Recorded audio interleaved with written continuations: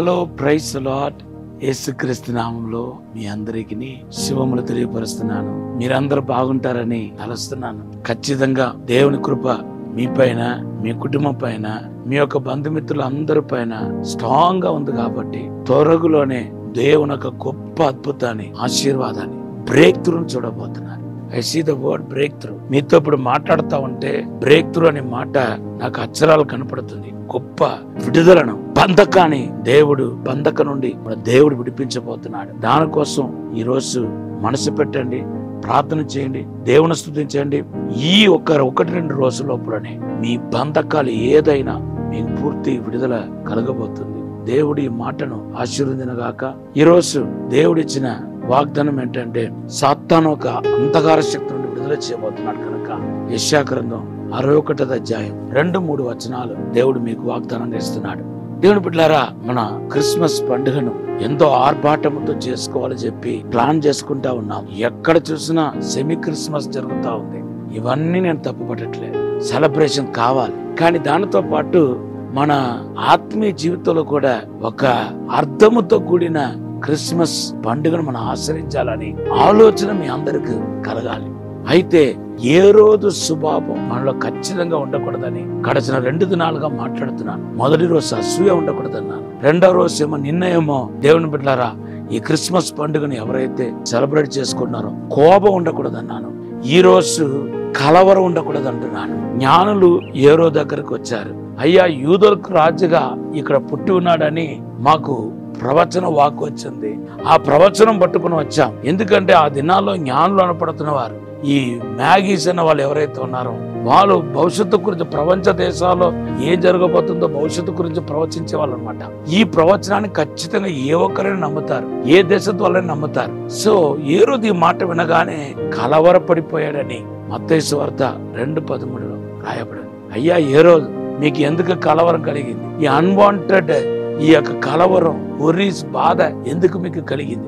ఏం జరిగిందని మీరు కలవరపడుతున్నారు? అసలు అర్థం పర్థం లేకుండా అన్నెసెసరీగా మీరు కలవరపడటం ఏంటి? అసలు మనస్సులో దిగులు పొందటం ఏంటి? ఈ రోజు కూడా చాలా మంది ఏ రోజు పొజిషన్ నేను చూస్తున్నాను. ఊరుకునే ప్రతి దానికి కలవరపడిపోయే వాళ్ళు, బాధపడే వాళ్ళు, దిగులు పెట్టుకునే వాళ్ళు చాలా మంది ఉన్నారు. మీరు యోహాను సువార్త 14వ అధ్యాయం అంతా ఈ రోజు మీరు చదవాలి. 10 వాగ్దానాలు దాంట్లో యేసు ప్రభు చెప్తున్నాడు. ఆ 10 వాగ్దానాలు దేనికి సంబంధించిన వాగ్దానాలు అంటే, యోహాను సువార్త 14వ అధ్యాయం 1వ వచనంలో రాయబడి ఉంది, నీ హృదయం కలవరపడనీకుడి. ఒక మనిషి కలవరపడకుండా ఉండాలంటే 10 విషయాలు, 10 వాగ్దానాలు, 10 సందేశాలు ప్రభు యోహాను సువార్త 14వ అధ్యాయం 1వ వచనంలో మాట్లాడుతున్నాడు. దాంట్లో ఒకటే, పరిశుద్ధాత్మ మీకు ఇస్తానని చెప్పి యేసుప్రభు వారు వాగ్దానం చేస్తున్నాడు. 10లో ఒకటి ఏంటంటే, పరిశుద్ధాత్మ మనలోనికి వచ్చినప్పుడు కలవరం లేకుండా, మనస్సులో బాధ లేకుండా చేస్తాడంట. యోహాను సువార్త 14:17లో మనం చూస్తున్నాం. ఈ కలవరం అనేది దేవుని బిడ్డలారా మానసిక రోగంలోనికి మనల్ని కృంగతీస్తాయి. మనస్సులో మన యొక్క విల్ పవర్ తగ్గించినట్టుగా చేస్తాయి. అంతేకాదు, ఈ కలవరం అనేది మనల్ని రోగులుగా చేస్తాయి. డయాబెటిస్ కు, బ్లడ్ ప్రెషర్ కు, అల్సర్ కు, దేవుని బిడ్డలారా మరి కిడ్నీకి, లివర్ కు కూడా ఈ యొక్క కలవరం, వేదన, స్ట్రెస్ అనేది దేవుని బిడ్డలారా మనల్ని రోగానికి గురి చేస్తాయి. ఇటువంటి రోగాలన్నిటికి గురి చేస్తాయి. మీరు ఎందుకు కలవరపడాలి? ప్రభు అంటున్నాడు, దేవుని బిడ్డలారా ఫిలిప్పీ పత్రిక 4:6లో మీ యొక్క బాధలని, మీ సమస్యలు ఏదైతే ఉందో అది దేవుడి మీద పెట్టమంటున్నాడు. అంతేకాదు, మత్తయి సువార్త 6వ అధ్యాయం 31-33 వచనాలు చదివితే, ఆకాశ పక్షులు చూడండి, అవి ఏమైనా కలవరపడుతుందా? తిండి కోసం కలవరపడుతుందా? రేపటి దినానికి గురించి బాధపడుతుందా? మీరెందుకు బాధపడుతున్నారు అని ప్రభు చెప్తున్నాడు. అంతేకాదు, మీరు కలవరపడుతున్నప్పుడు యేసును మర్చిపోతున్నారు. యేసు ఈ భూమిలో సజీవంగా ఉన్నాడనే విషయాన్ని మర్చిపోతున్నాడు. కాబట్టి మీ జీవితంలో ఎంతటి కలవర, వేదన, బాధలు ఉన్నా మీరు యేసు ప్రభు పాదాల దగ్గర మోపాలని ప్రభు పేరట మనం చేస్తున్నాం. తన యొక్క కుటుంబ సభ్యులే తనకు విరోధంగా, తన ఆత్తులే తనకు విరోధంగా మరి లేచారని తెలిసి ఆ 55వ కీర్తనలో మీరు మొదటి 4 వచనాలు చదివితే, దేవుని బిడ్డల హృదయంలో ఎంతో బాధపడుతున్నాడు.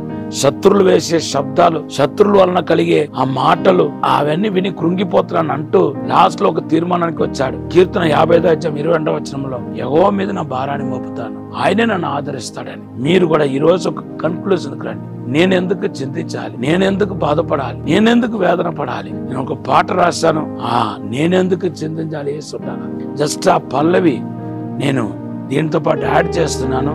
మొత్తం పాట అంతా తర్వాత మీరు యూట్యూబ్ లో చూడండి. ఈ సమయంలో మీ కొరకు ప్రార్థన చేస్తాను. పరిశుద్ధము నమ్మకమైన పరలోక తండ్రి, నీకు వందనాలు, స్తోత్రాలు ప్రభా.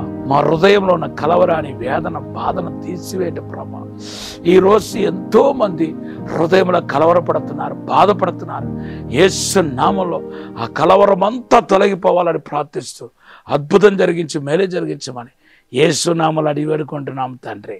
ఆమేన్. ప్రభువును దీవించిన గాక, పరిశుద్ధాత్మ అభిషేకం మిమ్మల్ని ఆవరించిన గాక. ఈ రోజు దేవుడిచ్చిన వాగ్దానం కీర్తన 89, 20, 21, 22. దయచేసి జస్ట్ వినకండి, బైబిల్లో తీసి చదవండి. ప్రభు ఈ వాగ్దానం మీ జీవితంలో ఓన్ చేస్తాడు, మీ జీవితంలో క్రియ చేయాలని సహాయం చేస్తాడు. ఆమె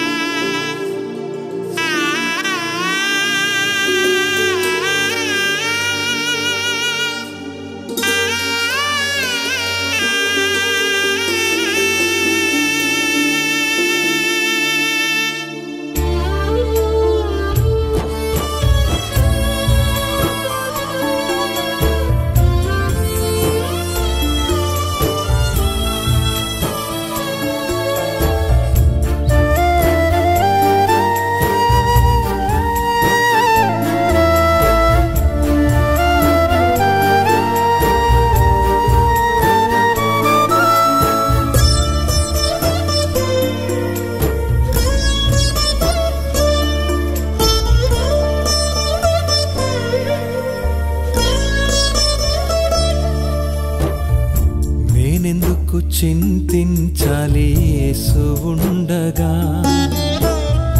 నేనెందుకు చింతించాలి యేసు ఉండగా, నాతో కూడా యేసు ఉన్నాడుగా, నాతో కూడా యేసు ఉన్నాడుగా, నేనెందుకు చింతించాలి యేసు ఉండగా, నేనెందుకు చింతించాలి యేసు